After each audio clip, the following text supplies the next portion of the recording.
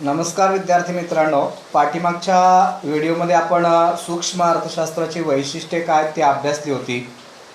या व्हिडिओमध्ये आपण सूक्ष्म अर्थशास्त्राचं महत्त्व काय आहे ते थोडक्यात अभ्यासणार आहोत। सूक्ष्म अर्थशास्त्राचं महत्त्व काय आहे तर याचे 7 मुद्दे आपण या ठिकाणी अभ्यासणार आहोत। पहिला आहे किंमत निर्धारण, दुसरा आहे मुक्त बाजार अर्थव्यवस्था, तिसरा आहे विदेशी व्यापार, चौथा आहे आर्थिक प्रारूपांची निर्मिती, पाचवा आहे व्यावसायिक निर्णय, सहावा आहे शासनास उपयुक्त आणि सातवा आहे कल्याणकारी अर्थशास्त्राचा पाया।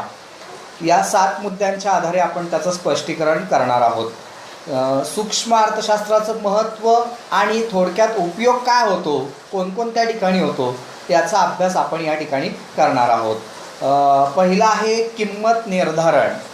आता किंमत निर्धारण म्हणजे काय तर विविध वस्तूंच्या किमती तसेच विविध उत्पादन घटकांच्या ज्या किमती आहेत याचं स्पष्टीकरण करण्यासाठी सूक्ष्म अर्थशास्त्र हे मदत करत असतात। देशामध्ये अनेक प्रकारच्या वस्तू आणि सेवांच्या किंमत निश्चितीचे सिद्धांत म्हणून सूक्ष्म अर्थशास्त्र ओळखलं जातं। आपण व्याप्तीमध्ये ते अभ्यासलेलं आहे। अनेक प्रकारच्या वस्तू आणि सेवांच्या किमती कशा ठरतात, मागणी पुरवठ्याच्या साहाय्याने कशा ठरवल्या जातात, म्हणजे मागणीची संकल्पना किंवा मागणीचा नियम, पुरवठ्याची संकल्पना, पुरवठ्याचा नियम, हा अभ्यास जो आहे तो प्रामुख्याने सूक्ष्मलक्षी अर्थशास्त्राचा आहे। म्हणून किंमत निर्धारित करण्यासाठी किंवा वस्तूच्या किमती ठरवण्यासाठी सूक्ष्म अर्थशास्त्राचा उपयोग होताना आपल्याला दिसून येत असतो। तसंच उत्पादन घटकाच्या ज्या किमती आहेत, भूमी, श्रम, भांडवल आणि संयोजक यांच्या किमती ज्या आहेत त्या ठरवण्यासाठी सुद्धा सूक्ष्म अर्थशास्त्रातल्या ज्या संकल्पना आहेत त्याचा आधार घेतला जात असतो। म्हणून किंवा उत्पादन घटकांच्या किमती किंवा त्यांना दिला जाणारा मोबदला कसा ठरवला जातो यासाठी सूक्ष्म अर्थशास्त्रातल्या ज्या संकल्पना आहेत त्याचा आपण उपयोग करत असतो। म्हणून किंमत निर्धारणासाठी सूक्ष्म अर्थशास्त्राला महत्त्वाचं साधन आहे असं म्हटलं तर वावगं ठरलं जात नाही आहे। म्हणून सूक्ष्म अर्थशास्त्रातल्या संकल्पनाला महत्त्वाचं स्थान आहे। त्यानंतर दुसरं आहे मुक्त बाजार अर्थव्यवस्था। आता सूक्ष्म अर्थशास्त्रामध्ये मुक्त बाजार अर्थव्यवस्थेची जी कार्यपद्धती आहे ती समजण्यासाठी उपयुक्त ठरत असते। आता मुक्त बाजारपेठ ही अशी अर्थव्यवस्था आहे की ज्यामध्ये वस्तूच्या उत्पादनात कोणते उत्पादन करायचे, कसे उत्पादन करायचे, किती उत्पादन करावे यासारखे आर्थिक निर्णय खाजगी पातळीवरती प्रामुख्याने घेतले जात असतात आणि त्यामध्ये शासकीय किंवा इतर कोणाचाही हस्तक्षेप होताना दिसून येत नाही। म्हणजे सूक्ष्म अर्थशास्त्रामध्ये मुक्त अर्थव्यवस्था जी आहे, मुक्त अर्थव्यवस्थेची कार्यपद्धती जी आहे ती आपल्याला समजून घेण्यासाठी किंवा मुक्त अर्थव्यवस्थेची कार्यपद्धती जी आहे किंवा मुक्त बाजारपेठ जी आहे ती समजून घेण्यासाठी आपल्याला आता मुक्त बाजारपेठ म्हणजे काय तर कोणत्या वस्तूचं उत्पादन करावे, किती करावे, कसे करावे, कोठे करावे, झालेल्या वस्तूचं उत्पादनाचं वाटप कशा पद्धतीने करावे या संदर्भातले जे खाजगी निर्णय आहेत ते पूर्णपणे खाजगी उत्पादन संस्थांना स्वतंत्ररित्या घेता येत असतात। किंवा आपण असंही पाठीमागे म्हटलेलं आहे की स्वतंत्र निर्णय घेण्याचा अधिकार हा सूक्ष्म अर्थशास्त्रामध्ये व्यक्तीला असतो। म्हणून या ठिकाणी खाजगी पातळीवरचे जे निर्णय आहेत, कोणते निर्णय तर कोणत्या वस्तूचं उत्पादन करायचं, किती करायचं, कसं करायचं, कोठे करायचं, झालेल्या उत्पादनाचं वाटप कोणत्या पद्धतीने करायचं, या उत्पादनाच्या प्रक्रियेमध्ये सरकारला त्या ठिकाणी कोणत्याही प्रकारचा हस्तक्षेप करता येत नाही। म्हणजेच उत्पादनाचे निर्णय घेण्याचं स्वातंत्र्य सूक्ष्मलक्षी अर्थशास्त्रामध्ये आहे। याचा अर्थ स्वातंत्र्य आहे म्हणजे त्या ठिकाणी आपल्याला असं म्हणता येईल की या ठिकाणची अर्थव्यवस्था जी आहे ती मुक्त पद्धतीची आहे, मुक्त बाजार अर्थव्यवस्था आहे असं म्हटलं तरी वावगं ठरलं जात नाही आहे। त्यानंतर तिसरं आहे विदेशी व्यापार। सूक्ष्म अर्थशास्त्र हे जकात शुल्काचं विशिष्ट वस्तूवरील परिणाम, कोणत्याही 2 देशांच्या चलन विनिमय दराची निश्चिती, आंतरराष्ट्रीय व्यापारातले फायदे यासारख्या विदेशी व्यापारातील विविध पैलूंचं स्पष्टीकरण करण्यासाठी मदत करत असतं। आता या ठिकाणी 2 देशांच्या चलन विनिमय दराची निश्चिती करणं, भारताचा इतर देशाशी व्यापार आणि इतर देशाचा भारताशी असणारा व्यापार उदाहरणार्थ भारताने अमेरिकेला केलेली निर्यात आणि अमेरिकेतून भारतात झालेली आयात, ज्या वस्तू दिल्या जातात घेतल्या जातात यातील विनिमय दर निश्चित करण्यासाठी सूक्ष्म अर्थशास्त्रातल्या ज्या संकल्पना आहेत त्या निश्चितच उपयुक्त ठरताना दिसून येतात. आंतरराष्ट्रीय व्यापारातले जे फायदे आहेत, म्हणजे विदेशी व्यापारातले जे फायदे आहेत त्या फायद्याचं स्पष्टीकरण करण्यासाठी सूक्ष्म अर्थशास्त्र हे निश्चितच महत्त्वाचं शास्त्र आहे. म्हणजेच विदेशी व्यापारामध्ये सूक्ष्म अर्थशास्त्राला महत्त्वाचं स्थान आहे असं आपणाला म्हणता येतं. त्यानंतर पुढचं वैशिष्ट्य आहे आर्थिक प्रारूपांची निर्मिती. सूक्ष्म अर्थशास्त्रामध्ये सुलभ प्रारूपाद्वारे विविध गुंतागुंतीच्या आर्थिक परिस्थितीचं आकलन करण्यास मदत करत असतं, सहाय्य करत असतं. अनेक प्रकारच्या संकल्पना आहेत, अनेक प्रकारच्या व्याख्या आहेत, संज्ञा आहेत, परिभाषा आहे, नवीन आर्थिक विश्लेषणाची साधनं आहेत. यासारख्या महत्त्वपूर्ण योगदान सूक्ष्म अर्थशास्त्राने आपल्याला दिलेलं आहे. यामध्ये प्रामुख्यानं अनेक गुंतागुंतीच्या समस्यामध्ये गरजांचं स्पष्टीकरण आहे. अत्यावश्यक गरजा, सुखसोयीच्या गरजा, चैनीच्या गरजा, या ज्या संकल्पना आहेत. रॉबिन्सची जी व्याख्या आहे या रॉबिन्सच्या व्याख्येचं सूक्ष्म अर्थशास्त्रामध्ये महत्त्वाचं असं योगदान आहे. त्या व्याख्येमध्ये कोणत्या वस्तूचं उत्पादन करावं, किती करावं, कसं करावं, कोठे करावं, व्यक्तीच्या गरजा कोणत्या, किती, कशा पद्धतीने पूर्ण केले जातात याचं स्पष्टीकरण रॉबिन्सच्या व्याख्येमध्ये केलेलं आहे. त्याच पद्धतीनं मागणीची संकल्पना आहे, पुरवठ्याची संकल्पना आहे. मागणी पुरवठ्याच्या संकल्पनेतून किंमत कशी ठरते, बाजाराच्या वेगवेगळे प्रकार आहेत. अशा अनेक प्रकारच्या संकल्पना, संज्ञा सूक्ष्म शास्त्रामध्ये मांडलेल्या आहेत. म्हणजेच अनेक आर्थिक प्रारूपांची निर्मिती प्रामुख्यानं सूक्ष्म अर्थशास्त्रामध्ये केली जाते. म्हणून सूक्ष्म अर्थशास्त्राला महत्त्वाचं असं स्थान आहे. त्यानंतर पुढचं वैशिष्ट्य आहे व्यावसायिक निर्णय.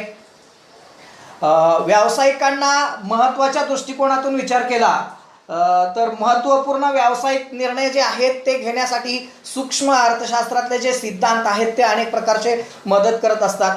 या निर्णयामध्ये उत्पादन खर्चाची निश्चिती, वस्तूची किंमत निश्चिती, महत्तम उत्पादन आणि नफा यांचा प्रामुख्यानं समावेश होत असतो. आता व्यावसायिकांना निर्णय यामध्ये प्रामुख्यानं उत्पादनाचे 4 घटक, भूमी, श्रम, भांडवल आणि संयोजक. यातला संयोजक जो आहे, उद्योजक आहे, उद्योजकांना निर्णय घेण्यासाठी जे काय त्यांचे व्यवसायातले महत्त्वपूर्ण निर्णय आहेत ते निर्णय घेण्यासाठी सूक्ष्म अर्थशास्त्रातल्या ज्या संकल्पना आहेत त्या संकल्पनांचा भरपूर फायदा होताना आपल्याला दिसून येत असतो.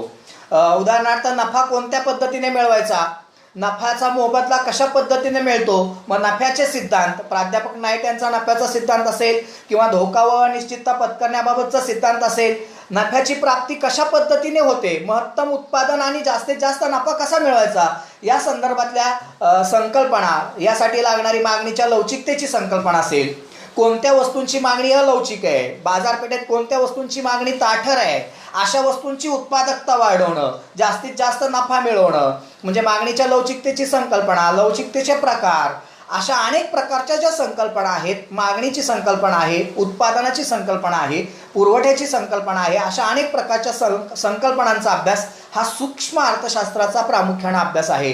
म्हणजे व्यावसायिकांना त्यांच्या व्यवसायामध्ये महत्त्वपूर्ण निर्णय घेण्यासाठी यातल्या ज्या संकल्पना आहेत, मग उत्पादन खर्चाची संकल्पना असेल किंवा वस्तूची किंमत कशी ठरवायची, उत्पादन खर्चावरून ठरायची का मागणी पुरवठ्याच्या आधारे ठरवायची, हा पूर्णपणे अधिकार खाजगी उत्पादकांना, उद्योजकांना असतो. म्हणून व्यावसायिक जे आहेत त्या व्यावसायिकांना निर्णय घेण्यासाठी सूक्ष्म अर्थशास्त्रातली जी संकल्पना आहे, ज्या ज्या संकल्पना आहेत त्या महत्त्वाच्या आहेत. म्हणून सूक्ष्म अर्थशास्त्राचा उपयोग निश्चितच जास्त आहे किंवा सूक्ष्म अर्थशास्त्राला महत्त्वाचं असं स्थान आहे असं म्हटलं येतं. त्यानंतर पुढचं वैशिष्ट्य आहे, पुढचं काम आहे शासनास उपयुक्त. आता सरकारला कर आकारताना, सार्वजनिक खर्च धोरण तयार करताना किंवा सरकारला त्यांचं किंमत विषयक धोरण तयार करताना या आर्थिक धोरणांची आखणी करण्यासाठी सूक्ष्म अर्थशास्त्र महत्त्वाचं ठरत असतं, उपयुक्त ठरत असतं. जे अनेक प्रकारची सरकारची धोरणे आहेत, संसाधनाची कार्यक्षम वितरण करण्याची आणि सामाजिक आर्थिक कल्याणाच्या प्रचारासाठी प्रामुख्यानं शासनामध्ये अनेक ठिकाणी या संकल्पनांचा, सूक्ष्म अर्थशास्त्रातील संकल्पनांचा वापर केला जात असतो.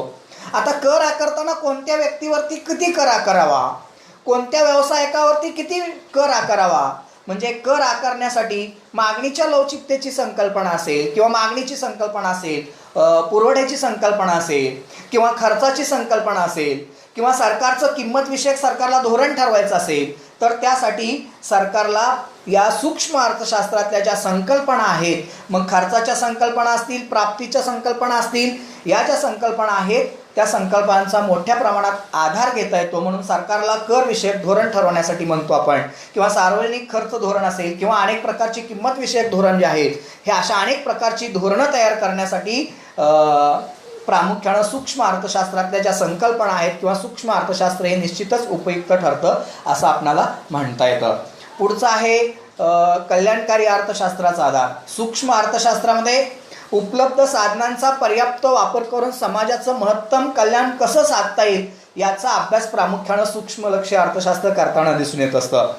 सामाजिक कल्याणावर करांचा कसा परिणाम होतो याबाबतचा अभ्यासही प्रामुख्यानं सूक्ष्म लक्ष्य अर्थशास्त्र करताना दिसून येतात. प्रामुख्यानं सूक्ष्म अर्थशास्त्रातली व्याख्याच डॉक्टर मार्शल यांनी कल्याणाची व्याख्याच या अर्थशास्त्राची व्याख्याच या पद्धतीने केलेली आहे की कल्याणाचा अभ्यास करणारं शास्त्र म्हणजे अर्थशास्त्र होय. आता मानवी कल्याण करण्यासाठी प्रामुख्यानं लोकांचं महत्तम समाधान झालं पाहिजे. कमीत कमी खर्चामध्ये जास्तीत जास्त वस्तू त्यांना खरेदी करता आल्या पाहिजे, जास्तीत जास्त त्यांना समाधान मिळालं पाहिजे. म्हणजे आपल्याकडे जे उपलब्ध साधन आहे त्या उपलब्ध साधनाचा पर्याप्त त्या ठिकाणी वापर करून समाजाचं जास्तीत जास्त महत्तम कल्याण कसं साध्य करता येईल त्याबाबतच्या ज्या संकल्पना आहेत त्या सूक्ष्म अर्थशास्त्रामध्ये मांडलेल्या आहेत. रॉबिन्सची व्याख्या आहे, लोकांच्या गरजा किती आहेत, त्यांच्याकडे असणारी उपलब्ध साधनं किती आहेत, अनंत गरजा आहेत, मर्यादित साधनं आहेत, मग या मर्यादित साधनामार्फत लोकांच्या गरजा कशा पूर्ण करता येतील, किंवा या पद्धतीनं अशा अनेक प्रकारचे महत्त्वाचे निर्णय सूक्ष्म अर्थशास्त्रामध्ये घेता येतात. समाजाच्या कल्याणाचे निर्णय घेतले जात असतात. म्हणजे सामाजिक कल्याणावर करांचा कसा परिणाम होतो, एखादा कर आकारला, सरकारने कर आकारला तर त्या कराचा समाजावरती कसा परिणाम होतो, कोणत्या व्यक्तीवरती किती कर आकारला जातो, कशा पद्धतीने कर आकारायचा, या दृष्टिकोनातून कर आकारणीसाठी सूक्ष्म अर्थशास्त्रातल्या ज्या संकल्पना आहेत त्या संकल्पनांचा उपयोग सरकारला होत असतो. म्हणून कल्याणाच्या अर्थशास्त्राचा आधार हा सूक्ष्म लक्ष्य अर्थशास्त्र आहे असं म्हटलं तर वावगं ठरत नाही आहे. या ठिकाणी आपण सूक्ष्म अर्थशास्त्र म्हणजे काय, सूक्ष्म अर्थशास्त्रातली जे महत्त्व आहे, उपयोग आहे, याचा अभ्यास आज आपण केलेला आहे. पुढच्या व्हिडिओमध्ये आपण स्थूल अर्थशास्त्र, याची व्याख्या काय, अर्थ काय, व्याप्ती काय याचा अभ्यास करणार आहोत. धन्यवाद.